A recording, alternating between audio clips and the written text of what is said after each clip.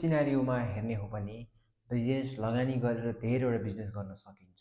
तर पनि हामीले बिना पैसामा गर्न सकिने व्यवसाय अर्थात् बिजनेस भनेको चाहिँ डाइरेक्ट सेलिङ मात्रै हो।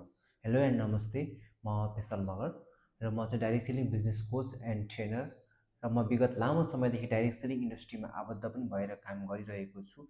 मैले यो इन्डस्ट्रीमा काम गर्नुको एउटै मात्रै रिजन हामीले थोरै पैसामा चाहिँ हामीले काम गर्न सकिने अर्थात् हामीले जुनसुकै लोकेसनमा पनि बसेर काम गर्न सकिने भएको कारणले गर्दाखेरि मैले यो बिजनेसलाई चाहिँ आफ्नो पार्ट टाइमको रूपमा मैले ग्रोथ गरिरहेको छु।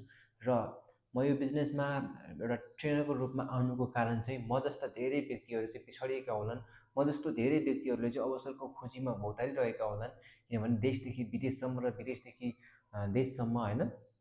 त्यो भइसकेपछि चाहिँ मैले भनौँ न एउटा ट्रेनिङ लन्च गर्नुपर्छ। म यो ट्रेनिङबाट चाहिँ प्रमोट गर्छु, प्रमोट गरेर चाहिँ म यहाँबाट लिड गरेर म जस्तै बिजनेस गर्न चाहने, लगानी कम हुने र थोरै लगानीमा चाहिँ भनौँ न एउटा राम्रो स्टेबल बिजनेस खोजिरहेको व्यक्तिहरूलाई चाहिँ मैले टार्गेट गरेर चाहिँ मैले यो भिडियो बनाइरहेको छु।